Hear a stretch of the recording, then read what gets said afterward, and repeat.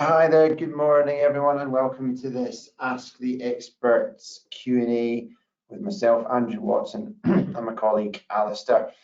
We will be taking you through some questions that you've posed to us over the next sort of 45 minutes to an hour, with the idea of helping with some of the most kind of urgent and pressing questions you have in the world of bidding. So it's 10 o'clock. I know lots of you have given up your time to be here. Thank you very much. Hopefully we'll be able to add some value and answer some questions across the session. Just before we get into it, just a little bit of an introduction. My name's Andrew Watson. If you've enjoyed/endured many of the webinars that we have done before, you might recognise me from previous ones. I'm the bid consultancy and training manager here at Proactis Tenders Direct, and live and breathe basically all things bidding. The idea being that we help our clients to be as successful as possible in the pursuit of public sector opportunities at all times. So hopefully we're speaking to lots of different clients day in, day out, and hopefully some of the tips and experience that we've had from doing that will be of relevance, and we can talk through some of the points that we've learned while doing that across the course of this webinar this morning. I have my esteemed, look how fresh-faced we are, fresh-faced in that picture. It must be an old one, it's like an out-of-date dating profile. Alistair, would you like to introduce yourself? Yes, thanks, Andrew. My name's Alistair O'Donnell. I'm the bid manager in the consultancy department. So training and consultancy are the same team, but I lead more consultancy. So that's my day-to-day. I think I'd had a fresh haircut. I think I maybe need a haircut. Seeing the disparity between the pictures, that might be what it is. I'm not going to make any comments relating to haircuts or hair issues more generally. I feel like it's not, as the Americans might say, it's not my wheelhouse. So I think I'll park that one. And we'll maybe have to move swiftly on. So hopefully the tech is gonna. We've had some fun with the tech in the past, some slight hiccups and stuff, but hopefully everything will run smoothly today. What we've got in terms of format, just to make everyone aware, we have some questions. There are lots of people that registered for the webinar. Lots of you are attending today, so there were lots of questions that were asked as part of the registration process. We've had a look through them, myself and Alistair, and there are some themes that have emerged, and there's particular questions that kind of almost capture or encapsulate a number of the different questions that I've asked. So we'll try and answer some of those basically to kind of kick things off, to get things going. What we'll also do is we would love to take some live questions as well. So you do have the function through the facility we're watching, the GoToWebinar. You do have the facility to ask questions. So I would love to get some live questions in, and what I'll try and do is punch them up on tech permitting, my tech skills permitting, which is another thing entirely. What I'll do is I'll try and punch them into the PowerPoint as we're going along. So if you do have any questions that you maybe didn't ask in registration, or anything you're really keen for us to have a go at answering that was going to support you with your bidding activity, then please do just punch in that question starting from now. Don't be shy and don't feel like you need to wait. We'll try and get through some of those across the course of the session as well.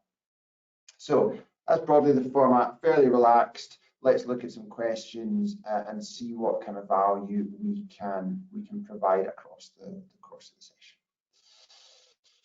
So we had a quick look through, like I say, the ones that were asked in registration, and Alistair, you picked out a few that were kind of almost repeat ones, or ones that seem to be particularly covering a few of the different requests that had come in. Do you want to kick us off and say kind of what are the questions that's come in, and how you would go about kind of adding some value, helping some of the guys out with that one?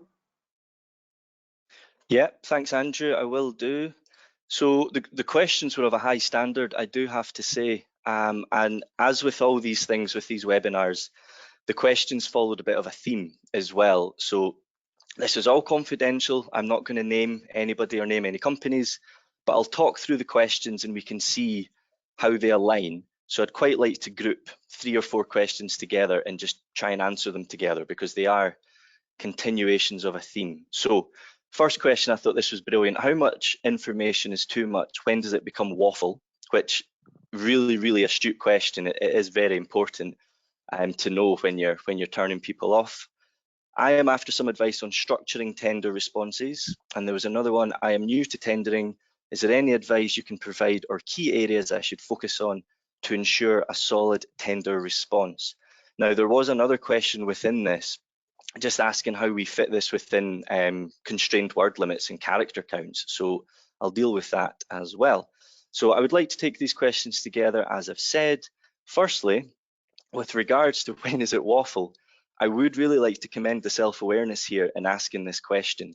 It's so easy to go down a rabbit hole discussing the technical benefits of your product and your company's rich and established heritage, but we need to stay aware of when we're turning buyers off and when we may have strayed off course, introducing a bit of waffle into our bid responses. So to provide a well-structured tender response that doesn't fall into the realms of waffle, I'd like to discuss a helpful strategy. Now, this is APMP certified, which is the Association of Proposal Management Professionals, and I find I use it.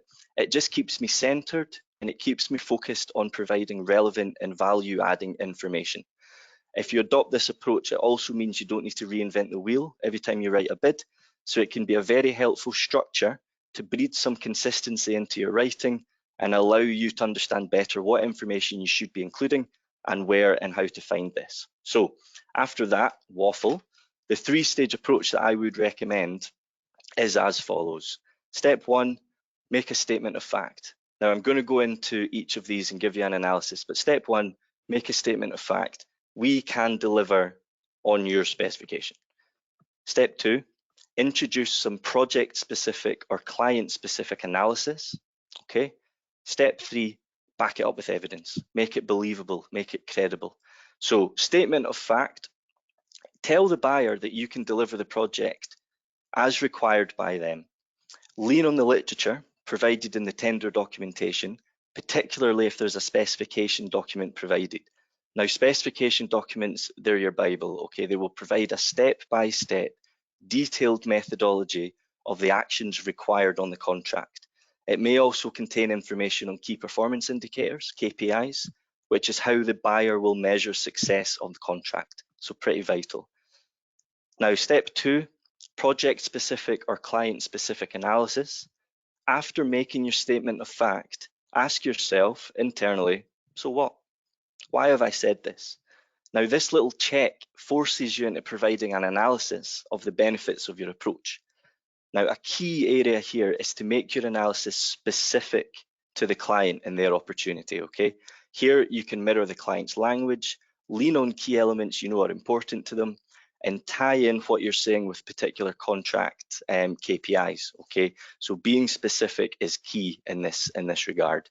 And then thirdly, back it up with evidence. Here, qualitative evidence, such as client testimonials, reviews, or any awards won by your company, should be used in conjunction with quantitative evidence, okay?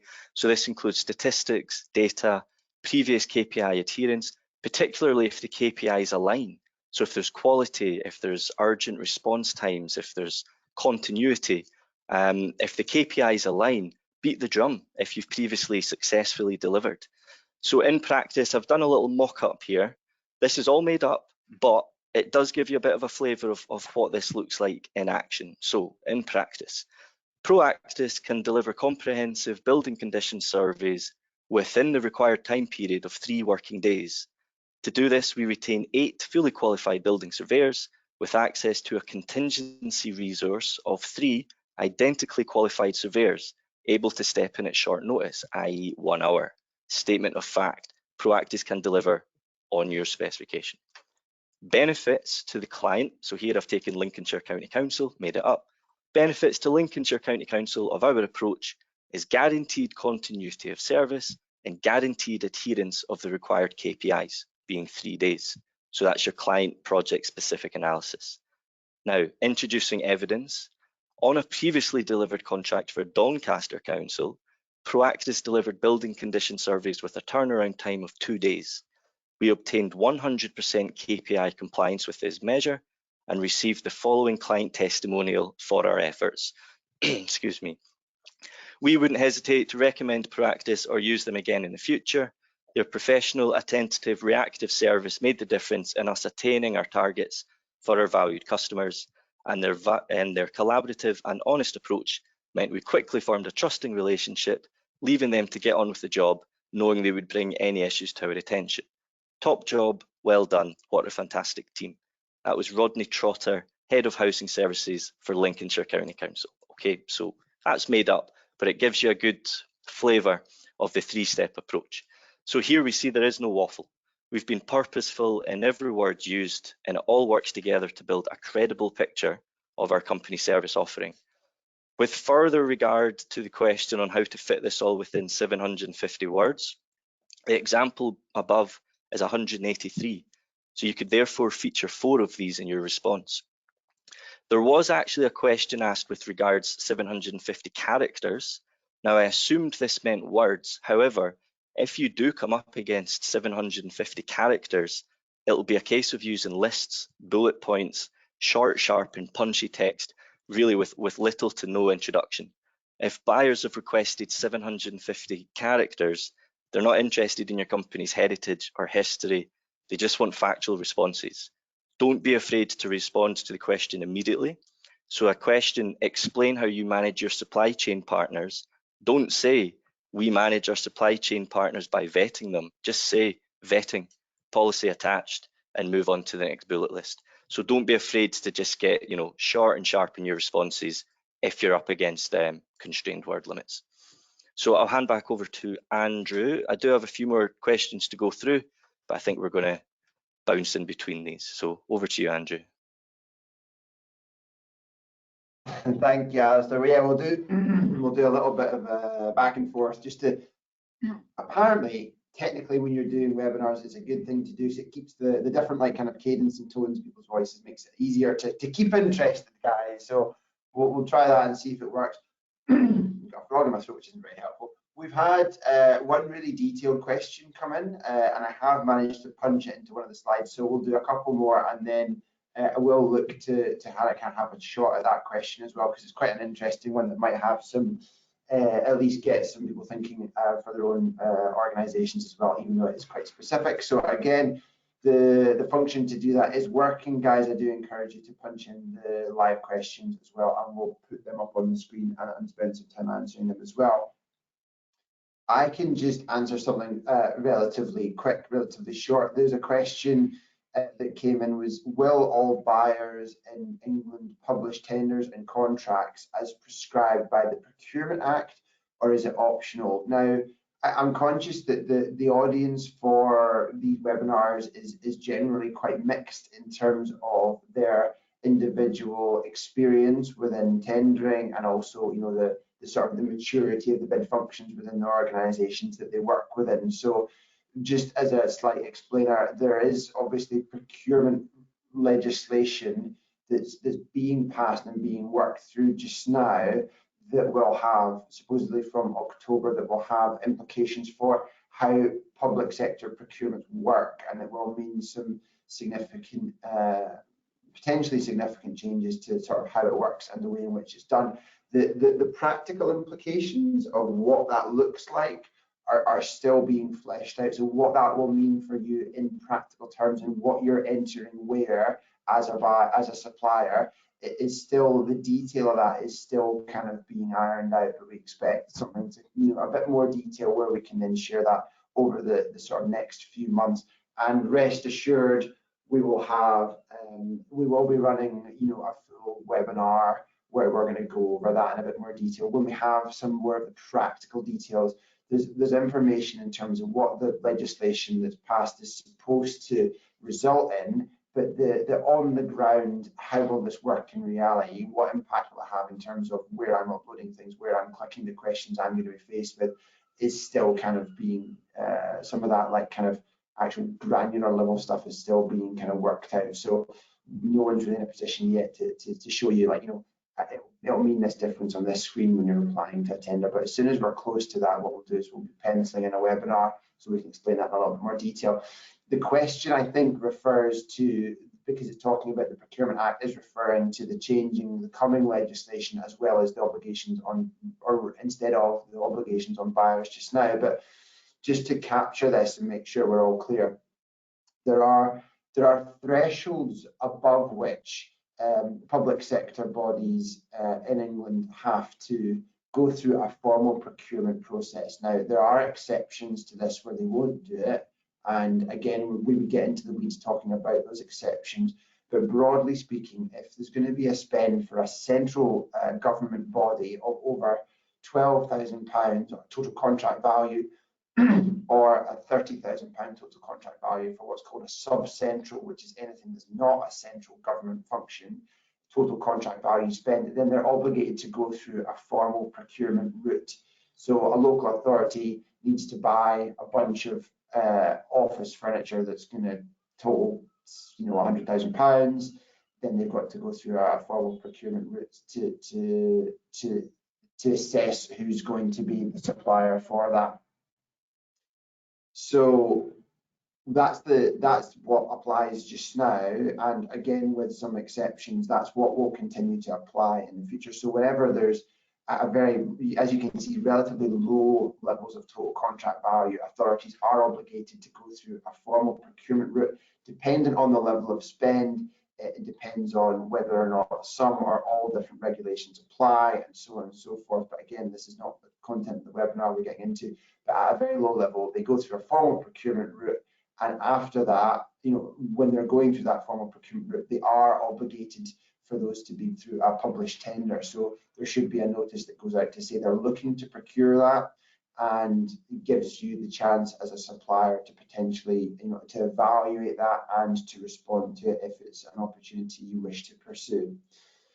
So just as a kind of little bit of a practically, what does that mean, or why would I care about this, was one of the other questions that came in, and hopefully this will just emphasize why I've been speaking about this, just to lead on to the second bullet on the right hand side, just to cover off that one.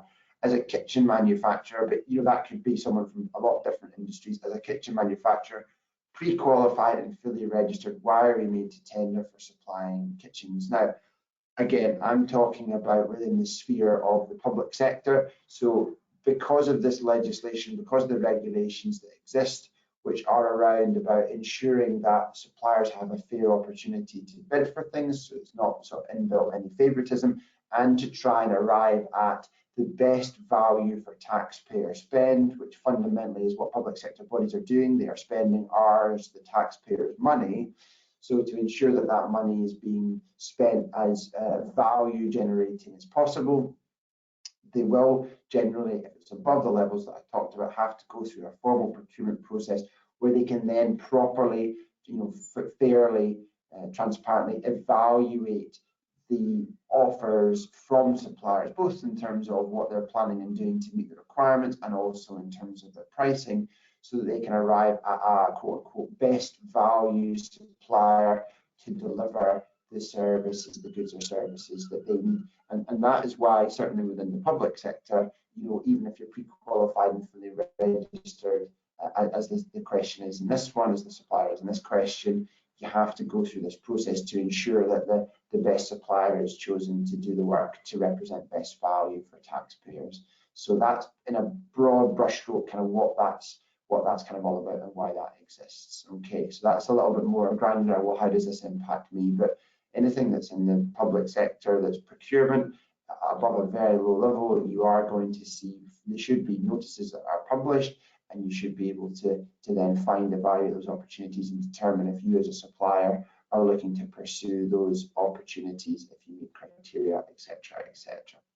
So hopefully that all makes sense, and just a little bit of a background, and also we'll get into it more about the sort of changing legislation piece to come as well. Okay, so don't worry, it's not going to be radical overhaul, but there will be some new bits and pieces to learn, and there will be some practical implications for suppliers, but we will talk about that and have a webinar and potentially run some more training so that you guys can feel supported, as we all kind of have to learn and adapt to a little bit of a changing reality. But the idea is that the Procurement Act, the changes are going to be for good. They're going to make things more straightforward, more accountability, more transparency, more access for SMEs, etc. So it all should be good stuff. A little bit of a reduction in terms of some of the administrative burden around putting tender responses together as well. So hopefully it should be a step in the right direction as well. Alistair, I've been waffling for ages. You said your first question was about not waffling. Here I am breaking it. Can I hand back over to you, and you could maybe run through another question, and then after that I'll maybe pick up on the detailed live questions come in. And again, guys, put in some more live questions if you'd like them answered. Yeah, great. Nice little link there, Andrew, from what you were talking about some new additions to the industry and the way that we're operating. We've got a question through about social value, which I think is really worth spending the time on answering, and really worth spending the time on within your bids as well. So we'll get into it. Now, this was there were two very similar questions, so I'll deal with them both. First question was, what help can you provide bidders when responding to social value questions? So I took this quite literally. We're consultants. So as social value is becoming increasingly common in public sector procurement, there's now an allowance for buyers to set a weighting of up to 20% of the evaluation weighting for social value.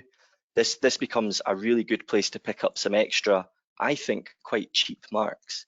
So to answer the question, what can we do to help bidders? We can provide full writing services. That's what I do day in, day out. And we can do this for social value. We can also do everything else leading up to this. So we can lead discussions on best practice with your teams. We can support on answer planning. We can look into your current delivery, and we can provide completed written responses to social value questions found within tenders.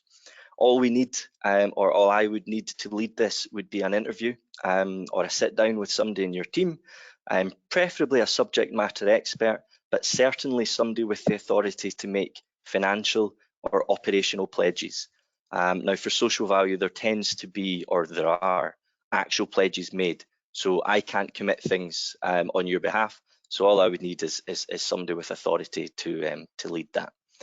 Second question, which again, super impressive, very, very self-aware question. What are the most effective strategies for distinguishing our social value proposal from others? And again, this is so important, it's really worth taking the time on. So you may think that the biggest wallet will tend to win, and in many cases that can be true. However, there is a lot to be said about qualitative analysis within your social value pieces. Now, the last social value piece I wrote last week, it was for 20%, so the buyer leveraged the full weighting that they could, and there were sub-weightings within this. So of the 20%, a 25% sub-weighting was applied to the quantitative pledges, which is the value, and the remaining 75% was a qualitative narrative piece on how this would be delivered. So my advice to you, to get head and shoulders above the rest, make your submission believable and make it credible, okay? Make the buyer believe and trust that what you're saying is going to be delivered will happen. So go into the how of how you will deliver. So an example would be if you're planning to offer work placements, traineeships, apprenticeships, etc., start by discussing your community ties and how you intend to gain access to young people in need of this support. Do you have pre-existing relationships with schools, colleges, universities, youth groups? If not, how do you intend on forming these? If you intend on providing financial donations to groups in need of support, how will you identify and vet these groups? Crucially, how will you measure impact? This is massive within social value. How will you measure impact? It's not a case of just fanning out checks. It's a case of making sure that they're having a lasting impact and they're going to the demographics that need it. Often buyers will have a list of groups that they deem as being worthy of support on their website. You could consider aligning your support to these groups, as you know that it will go over well with buyers. Additionally, if you intend on providing equality, diversity and inclusion training throughout your supply chain, which if you've read the social value TOMS, you'll know this is a pretty cost-effective pledge to make, discuss how this will be achieved. Who will take lead? Who's accountable for delivery? Who will create the training material? How will it be delivered? Is this virtually? Is it in person? Where?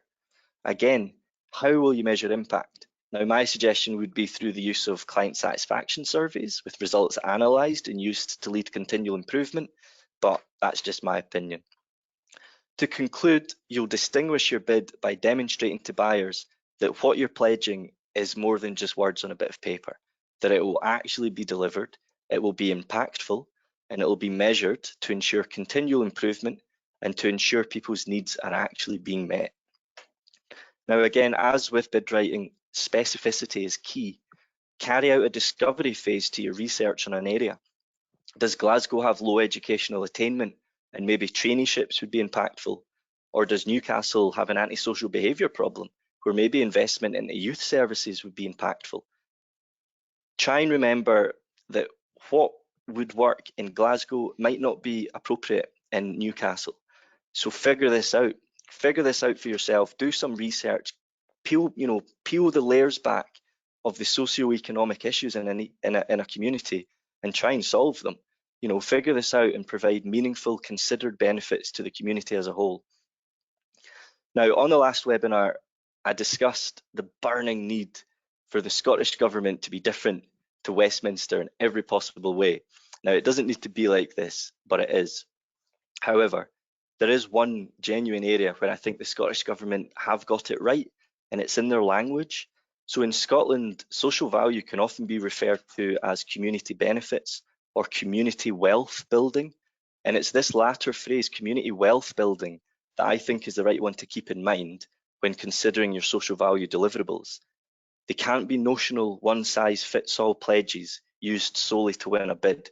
They need to be genuine, they need to be impactful, and they need to be specific to the needs of the local area. They need to result in levelling up or a community wealth building exercise in a particular area. And you could also do worse than to consider it as a legacy benefit that's arisen from your involvement in the contract in that area. So I hope that sheds some light. I'll hand back over to Andrew. Thanks, Alistair. Yeah, that was really sound advice. I think I totally echo that in terms of the important points, really being about doing that research, making it as specific and focused on the area, showing some understanding and sensitivity, really critical. Okay, so there were I had a couple of live questions. See if the tech's going to work with me. The first live question was quite long, so I'll read it out.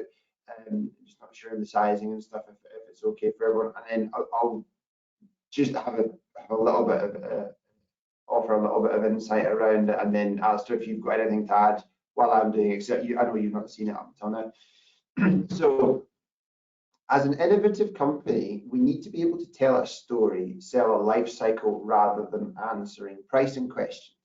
Is there a way to find these opportunities or to reach out to a client before it gets to tender? i.e., companies looking for servicing contracts for their extinguishers require a list of prices. However, I've anonymized this, by the way, in case you're wondering. At XXX, we sell a particular extinguisher which does not require an external service engineer to come on site, and therefore there are no annual servicing contracts or costs. So if I've interpreted this correctly, this is an interesting question, and it is an area whereby if you're trying to fit like a square peg in a round hole, how do you go about doing that? And actually that you've kind of answered what you need to do within the question. So and there's also the difference between public sector and private sector with this as well, okay? But in the public sector, if you're saying we've got this innovative extinguisher, which will actually result in the service specification that you would need or you'd want to have, what do you need the service to do, being different than their preconceived notion, i.e. they buy these, they won't need servicing, where their expectation is all around we want buying and servicing of extinguishers because that's what all other ones need to happen. The reality is that once the procurement in the public sector has been launched, then there's not the opportunity for that to be changed in terms of they're going to start pulling apart specifications and so on, or like removing aspects from the specifications. So even if you had a great thing saying, oh well, look, our one doesn't need those, so therefore we're not going to put in any pricing or information about how we'll do servicing because you don't need them with ours, that will not work. They cannot award you that because they'll be open to a challenge, because then their saying, well, actually, we've appointed a supplier who has explicitly said they do not meet all the specifications, whereas then other suppliers be like, well, that's not fair enough because we did meet all the specifications and you didn't let us know there was a prospect of not doing some of the things. So basically, you have to get in then before it comes in the public sector situation. You have to then get in contact with authorities who might be interested in your products before it comes out as a tender. So how would you go about doing this? Well, it's just a piece around, you know, doing the research, understanding what target organizations you want to have, who are your contacts within those target organizations, and then approaching and engaging with those in advance of any tendering, re-tendering activity. So, for example, the guys on the webinar who are Tenders Direct subscribers, if you've got advanced tender alerts active on your account, then you'll know which contracts, for example, are coming up to an end and when they're likely to be procured. You'll also know what you know, you might well have from the contract award notices. You'll have the contact information of the people that were involved in that procurement last time around. You could proactively approach them before the contract is going to be re-tendered, for example, and say, we have actually these items, we have a different way of doing this that might well solve a problem. Can we have a conversation with you about it? And they might well be interested. There's always this issue where if you have a different way of working, if you kind of you know, shift the paradigm in terms of the service offering or how something is going to be, how it's going to work, what the solution looks like, you need to make sure that potential buyers are aware of that before they start listing requirements, because otherwise it's hard to then fit in. So you need to be able to find and track the opportunities before they come to pass, before they get published as formal contract notices, because once they're at that stage, you cannot really influence the specifications and have them dramatically changed. So you need to get in beforehand. So it's going to be a combination of research, establishing contacts, target organizations, looking at existing contracts, when are they due up for renewal, etc. What are good organizations that we want to contact? Are there some organizations who, for whatever reason, maybe are more willing to look at this in terms of a little bit of a novel or innovative approach? Have they got a history of doing that across some of their other procurements, etc.? Are there some organizations which are very much more difficult to do that with? So do the research, target correctly, and then try and get in beforehand. It's obviously a little bit different within the private sector. It is more, you know, the kind of business development piece. They're not bound by the same terms. So even if you had a proposal from a private sector client to respond to, you can say, well, this is our approach. We don't have these costs. We do it this way, and that won't get, you know, it won't get excluded from a procurement based on not meeting regulations, because those don't apply for private sector buyers. You would be well proposed to obviously engage with them, make sure they understand, you know, your offering, how it meets, how it represents a really good solution, how it will save money, time, effort, etc. These are the sorts of things that you want to do to make sure that you can fit, you know, the solution you've got into the requirements. So I'll come back to Alistair if you've got another question to answer, Alistair, and then I'll come back to the other live question that's been asked there. Let me bring it back. Alistair? Yeah, thanks, Andrew. Here I am. So last one from myself. Excuse me. And this, again, a good question, a kind of two-parter. So I'll endeavour to answer from both angles. So the question was how to write the tender and understanding the tender criteria. So another really interesting question. I'm going to answer this question predominantly through the lens of completing the quality questions, as this is what we support on most often. However, there is a way to look at this by way of the overall procedural elements of a contract and any compliance requirements. So when you are considering compliance requirements, all I can advise on is that you read all tender documents, particularly the ITT and the specification. And if you're worried about submitting a non-compliant tender, there will likely be a tender return checklist. And this will tell you excuse me. Yeah, this will tell you what documents you need to include and what documents are for information only. So if you're ever in a bind, get in touch and Andrew or I can advise. But have a look for the tender return checklist, and we can lead some more training if you need it on pertinent information to take from the bid. The beauty of contracts is that the information's all there. So there's nothing that you'll need to go and research independently with regards to compliance or making sure that you've submitted all the right documents. But again, Andrew and I will remain on hand, and we can help you. So looking at this from more of a quality question perspective, each bid or tender pack with quality questions will always contain a buyer's evaluation criteria or a scoring matrix, same thing. So much like KPIs, which are used to measure success of contract delivery, the evaluation criteria sets out how buyers will be marking your quality responses. So vital, it's crucial. Now, typical requirements include the provision of demonstrable evidence, complete understanding of the tender brief and deliverables contained therein, that the buyer is satisfied the supplier, that's yourselves, the supplier, can deliver the contract as specified in the tender documents, opportunities for added value by way of innovative solutions, capability and capacity to deliver, this is a big one, and that's how you will do it. So that's a methodology response. So that's how many you've got in your team, where they work, how they get to work. If you're a construction company, how do you get to site? How many vans have you got? How often are they serviced? Capability and capacity, okay, so the how. Commonly, you'll find evaluation criteria top marks are given for meeting or exceeding the requirements of the specification. So again, that's going a little bit back to added value, but never be shy of over delivering, okay? Because you can get extra marks for exceeding the requirements of the spec. And then finally, a lot of the evaluation criteria talk about confidence. Give the buyer confidence that you're the right people to deliver this service. And then linked to this is maybe a little bit off-piste, but another core theme is risk. We see this in the procedural elements, in the minimum turnover requirements, insurance levels, experience by way of case studies. If you strip this all back, buyers are actually asking you about the levels of risk they can expect if they engage you on the contract. So I think this is probably a topic for future webinars, but as a guide for now, consider how you will mitigate, manage and remove risk from your service offering. One example may be contingency resource to cover unexpected staff absence. You might have part-time, agency or on-call workers.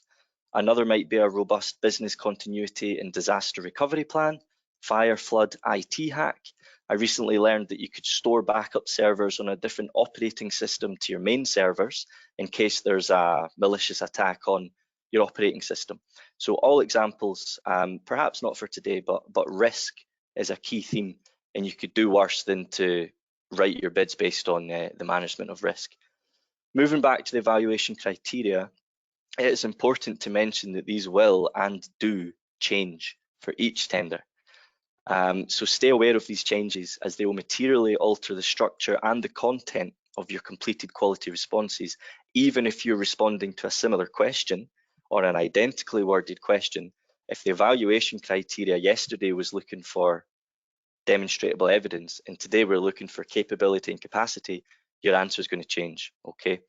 Now this leads nicely onto the use of templates or boilerplate responses. While there is a place for the use of pre-written content, and it's helpful, trust me, I do use it as often as I can if I'm working for a repeat client. There is use for pre-written content, but again, make sure that your tender responses are bespoke to the opportunity and that the buyer's evaluation criteria are aligned. And again, just stay aware that this will vary wildly by opportunity, by client, and really just how they're feeling. A bid, so like I think I've covered that. A bid may have requested demonstrable evidence previously, whereas today's bid is looking to understand capability and capacity. So again, the evaluation criteria is your Bible for making sure that you're writing your quality questions in the way that they're looking for. But if the question related more to overall procedural compliance elements, have a look through the ITT, have a look through the spec, and look for the tender return checklist, because they can be really quite helpful. So I will hand back over to Andrew there. Thanks, Alistair. I think it's a really, one of the points you made, it really resonated with me. You were talking about how, based on the evaluation criteria, even a very similarly worded question or the exact same worded question across two tenders could have a really quite starkly different answer that you would need to produce to get those really top marks. I think that's a really important point, and it's sort of thing like, it feels almost like difficult to get your head around that just how much of a driver for the answer creation and what you're going to include and how you're going to say it should be driven by the evaluation criteria. So a really, really important point you made there, I thought. So thank you for that. There's been a few more live questions coming, so just try and fire through a few of these. Second question there on the screen, if I'm sharing properly, my altering live slides while we're going, it seems to have worked. I'm impressed with myself. It's not always been the case. If we needed assistance with bid writing, what is the turnaround time? I'm assuming you're meaning in terms of if you were going to engage with Alistair, one of our other bid consultants, to actually lead on the writing with you. It really depends on the volume of work, and we'll always have a kind of open and honest conversation with you about, depending on when you come to us versus the deadline, what will be possible within that amount of time. Usually, clients have pretty realistic expectations, and we are very responsive in terms of, normally we can get one of the guys, by juggling work around, within a day or two of agreeing to work with you, we can start on a project. Really, how long it needs, we want as long as, how long we've got left. Really, what we want to do is always have, a few days of contingency built in for things like reviews of drafts, to get sign off and to give you time to make any adjustments that are needed and to do uploads. So it does vary very much depending on, the length of the project, how many questions there are. Some tenders are going to ask for, could be 20,000 words you need to write, others it could be 2,000. So the time is very quick, but within a day or two of you coming to us, we'll be able to establish whether or not we can support within the time frame, whether or not we think you should pursue the opportunity, and what the timeline for that support would look like up until the deadline. So you come to us as soon as you can, and then within 24, 40 hours, we'll know if we can. You'll know if it's a viable option for us to support you or not. So hopefully that helps for anyone that's considering whether it be a kind of capability or a resourcing shortfall for any particular opportunity. We are here able to help. So if you're not sure, do ask, and we can talk you through whether or not things are possible. And we will always be realistic about, if there's things that we don't think you should pursue, that you don't meet criteria, we'll be very upfront and we'll say we don't believe that this is a viable opportunity for you, therefore we wouldn't support you on it, or we recommend that you don't pursue. The question, what is the difference between Proactis and DCI, which is a BIP solutions platform? So I think when you say Proactis, you're meaning the tenders direct subscription. So I talked about the advanced tender alerts, which is one of the features of our tenders direct subscriptions, so that it's highlighting opportunities that come up, are potentially going to come up in the future, so you can approach buyers.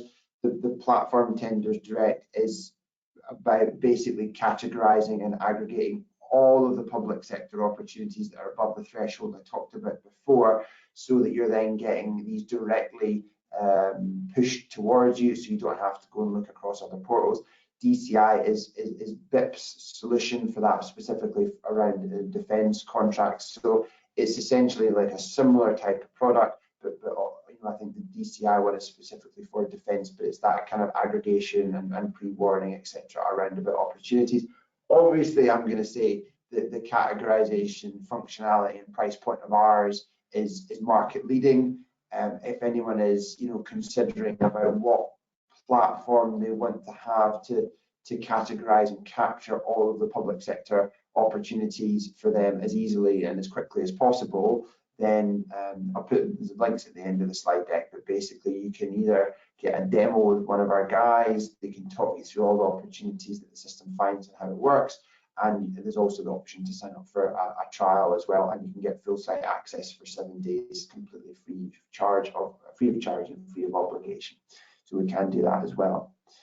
I will just spin on to Alistair. I'm going to put you back. I'll read out this question, giving you a little bit of thinking time.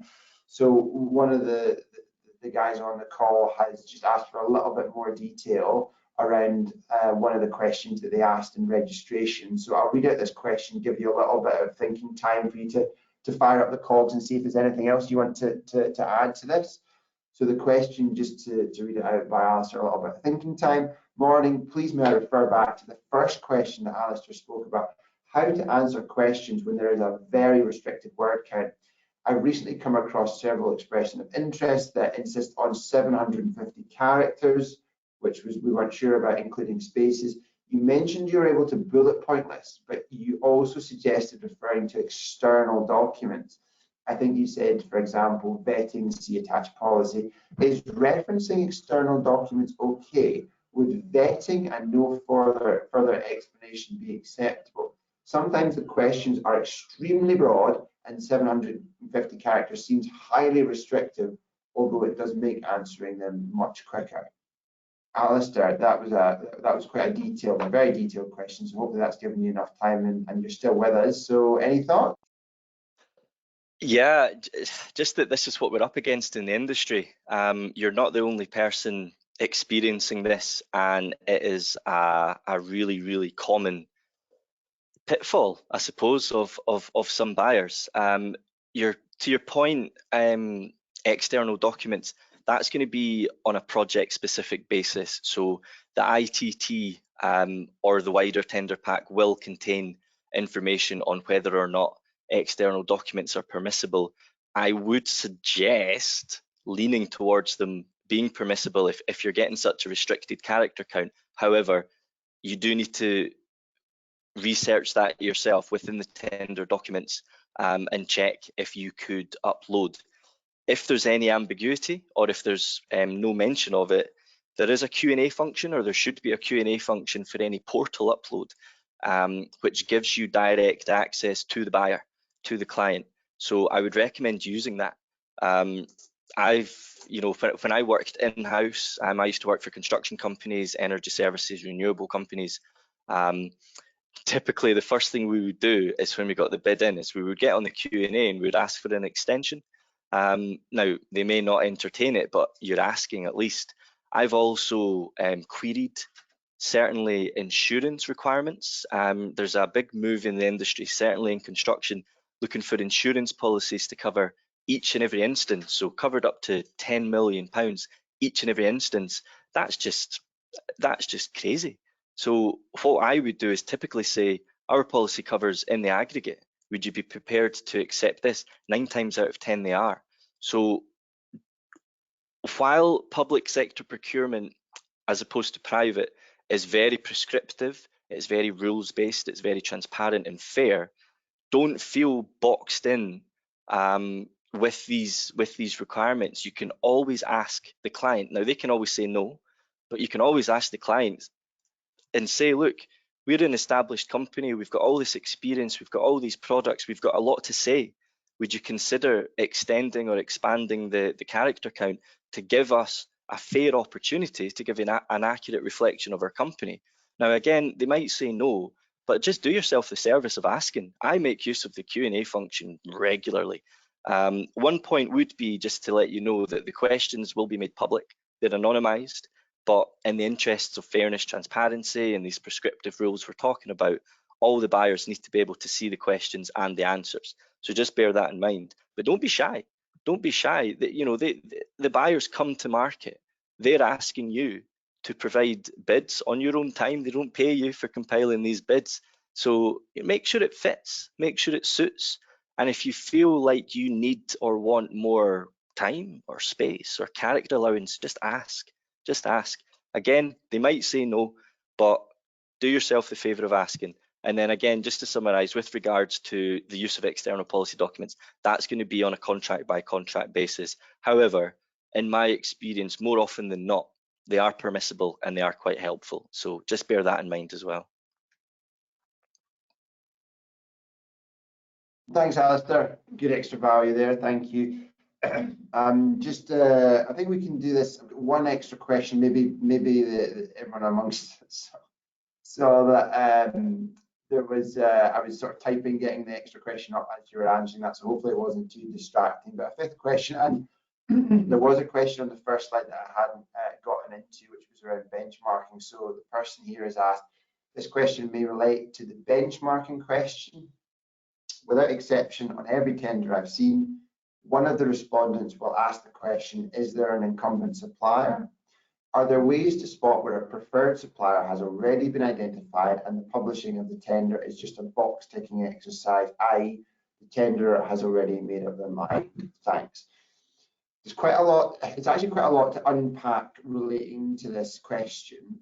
But one of the things I would say is that, we talked earlier on in the webinar, one of the things I was talking about was about the procurement regulations and how they've got to go through a formal procurement process.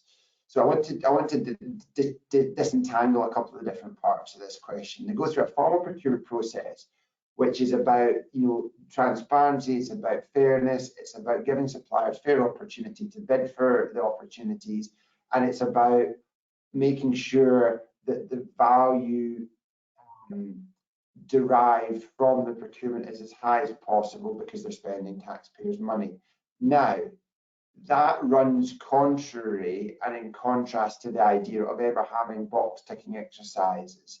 So certainly it's different within the private sector, and in the private sector you definitely will have what can be identified sometimes or what can feel like box ticking exercises. So private sector, just park that for 1 minute.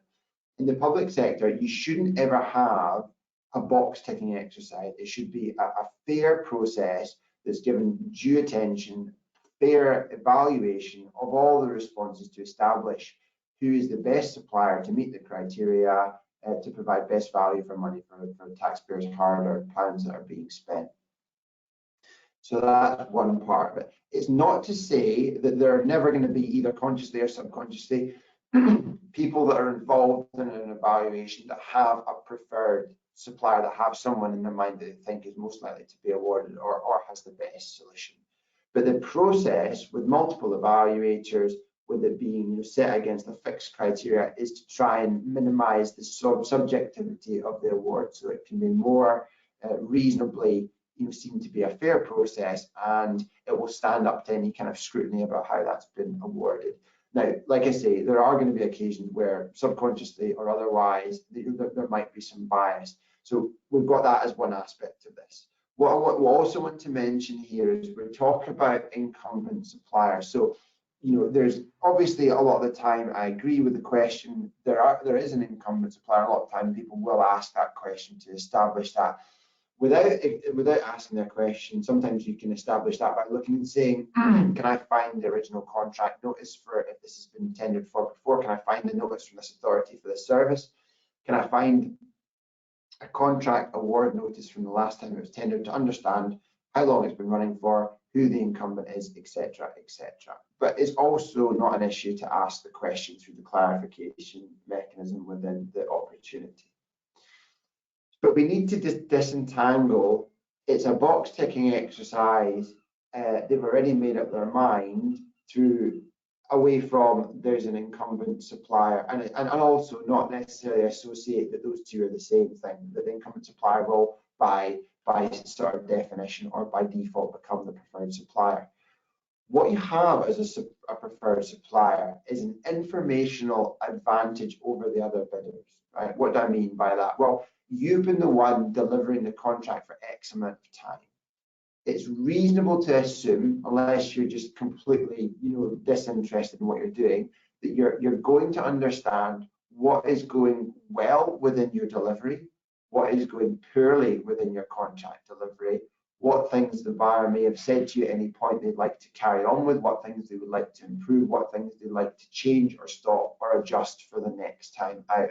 So you will have a broader picture, a broader range of information available to you than will just be published within the tender documentation. That's going to be what's available to the other potential suppliers, unless they have done some additional research, some additional buyer engagement, etc., and to gather and supplement the information from the tender document pack. So all other things being equal, you should have access to a broader sphere of information versus the other suppliers. If you are following good practice, if you're using things properly, you should be able to leverage that information to have some bearing on the response and to give you some sort of competitive advantage, okay? So if you know there's an incumbent and you're going to bid for it, you have to ask yourself a few different questions. Do we have something relating to the solution that we can propose, or do we have something relating to the bank of evidence or the performance we've got that we can refer to that we think is sufficient to give us an opportunity of dislodging this incumbent? Do we have any information about the standard of the service delivery that the incumbent is providing? And depending on what bit of the public sector they're engaging with, you might be able to find some things to say, you know, that there are issues with them. There might be some things you can find on the internet to say that there's been particular issues with that service delivery. Have there been complaints made? Is it something, a service where you're engaging with the public where there's been, you know, issues, etc.? So you might be able to find out that there's some less than great aspects of the delivery of the service, in which case you've got a more likely chance of being able to usurp them. And you can also talk about, you know, are there things relating to, do we know that the incumbent, for example, is going to struggle with some of the aspects of the specification of the solution delivery that they're looking for this time around? If you had the chance to engage with the buyer beforehand, maybe influence some of the criteria, some of the specifications, understand what their pain points are, what they're looking to change, you're going to be in a better and stronger position to try and actually then include that stuff in your response to try and dislodge the incumbent. So we should get out of the idea of thinking that incumbents win by default. They do win more than they're supposed to, but think of it in those type of terms of they have an informational advantage. Have we tried to erode that informational advantage by increasing our level of information? And do we have things that we know we can do differently, better, evidence more, etc., in terms of what we were proposing to them to try and again offset that? So a little bit of different things to unpack. I'm kind of running out of time, but within the private sector, you certainly can get benchmarking exercises, things to look out for when you're requested to request for proposals, request for quotations. Does it look a little bit half-baked within the private sector? You know, does it look a little bit ill-considered? Does it not have all the details you'd expect to find? Does it not talk about things around mobilization, etc., etc.? So the less well thought out the request for your quote is, the more that's an indication that it is some sort of benchmarking exercise and it's not a genuine one. And again, within the private sector, you potentially got the opportunity to try and engage with them and have a bit of a chat, use your contacts and understand, you know, are they going to give you any info that can confirm or kind of quash those feelings that you've got. So very conscious of time. A couple of the questions, a couple of comments have come in through the question function, actually asking for a demonstration of the tenders direct service, asking for some more information. Guys, punch in the chat the questions if you'd like us to reach out to you directly for a follow-up free 30-minute consultation. We are very happy to do that, either myself or Alistair. You can ask for your favourite, I won't take offence. We can do that and kind of carry on the conversation in a little bit more detail. There's no obligation. It's a free 30-minute chat that's available to anyone that's been on the call to say thank you for your attendance. For the Tenders Direct existing subscribers, you can reach out to your account manager for any support that you might need as well relating to the platform or more broadly around your bidding activities to make sure you're as successful as possible. We've got excellent training courses if you want to kind of carry on with your upskilling. We've got ones for different levels, advanced, intermediate, advanced, beginner courses, and also a standalone social value and bidding course. So if you've not done those, we get fab feedback on them. The delivery, they're really interactive, etc. And they're very, very competitively priced because we do see it as value that we can add for people. If you've not got the subscription in place, you can sign up for a trial and or a demo on the website directly. And what we'll do is we'll try and reach out to everyone as well, and at least a little bit of a follow-up email off the back of the webinar just to make sure everyone's got everything they need, and if they've got any more questions that we can address them as well. We never get through all the questions on this, guys. There are just too many and not enough hours in the day. but I hope there's been a lot of value added for you. I'll just put up there. We do the last thing is just there's some contact details if you do want to reach out to us directly as well. Do so, or punch in the chat and we'll try and follow up with you, and we will, like I say, pop out an email. But from myself, I'll say thank you very, very much for spending the time to listen in. I hope you've taken some value. Thank you for your participation and you know, asking the questions. It's been a real pleasure to be with you this morning. And I'll hand over to Alistair and say your goodbyes as well, and then we'll wrap up. Yeah, thanks everyone for your time. Really appreciate your attention, and get in touch if there's anything that we can support on, and have a great Wednesday. Thanks so much, guys. We'll wrap up there. Thanks for your time and your attention, and we'll see you at the next one. 5 reasons why you're not winning public sector tenders. There's already hundreds of folks signed up for it. Get involved. It's going to be next month. You can go on our website and sign up, register and sign up for it there. It's going to be a cracker. We'll see you then. Thanks again, guys. Bye for now. Cheers. Thanks.